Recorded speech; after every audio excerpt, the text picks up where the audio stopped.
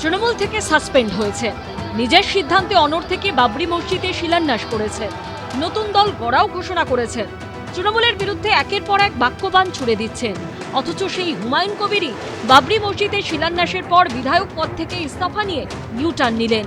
3 দিনে তার মুখে শোনা গেল 3 রকম কথা।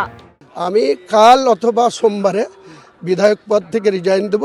আমি দিচ্ছি না এটাও বলছি না, আমার 17 তারিখে দিচ্ছি এটাও আপনাকে বলছি। যারা আমাকে ভোট দিয়ে এমএলএ করেছে তাদের আপত্তির জন্য আমি পদত্যাগ করছি।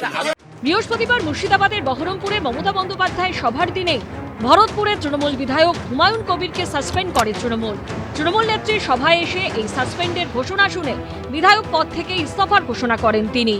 এরা চক্রান্ত করে আমাকে বহিষ্কার করেছে। আমি কাল অথবা সোমবারে বিধায়ক পদ থেকে রিজাইন দেব। নতুন পার্টি 22শে ডিসেম্বর বহরমপুরে লঞ্চ করব। শনিবার সুর কিছুটা নরম করে বিধায়ক পদ থেকে ইস্তফা নিয়ে ধোঁয়াশা জিয়ে রাখেন হুমায়ুন কবির। আপনি কি তাহলে ইস্তফা দিচ্ছেন না? এই মুহূর্তে আমার জনগণের কথা গুরুত্ব আমাকে দিতে হচ্ছে। আমি দিচ্ছি না এটাও বলছি না, আমার 17 তারিখে দিচ্ছি এটাও আপনাকে বলছি না। 22 তারিখ আসতে দিন, 22 তারিখে যেদিন ওপেন করব সেদিন আপনারাও জানতে পারবেন।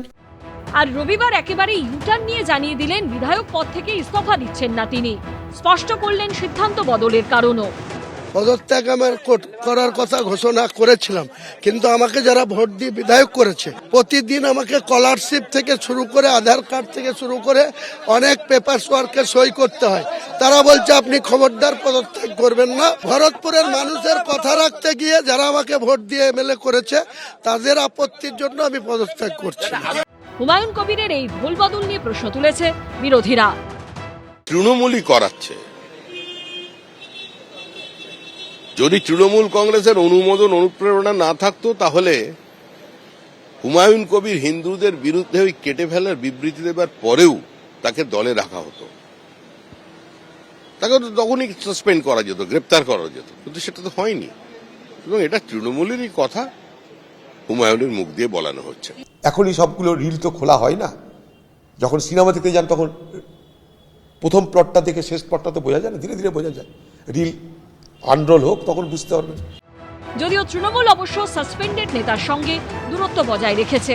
মমতা বন্দ্যোপাধ্যায়ের জন্য মুর্শিদাবাদের মানুষ রায় দিয়েছিলেন, তার মধ্যে তিনিও জিতেছিলেন।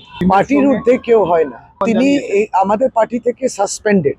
সুতরাং এরপরে তার চিন্তা ভাবনা, তিনি কি করবেন, কি পরিকল্পনা করবেন, তার কোনো দায়িত্ব আমরা নিচ্ছি। সব মিলিয়ে হুমায়ুন কবিরের বিধায়ক পদের ইস্তফা ইস্যুতেও টান নাটক। পার্থপ্রতিম ঘোষ, সন্দীপ সরকার ও ভাস্কর ঘোষের রিপোর্ট, এবিপি আনন্দ। এবিপি আনন্দ, এগিয়ে থাকে, এগিয়ে রাখে।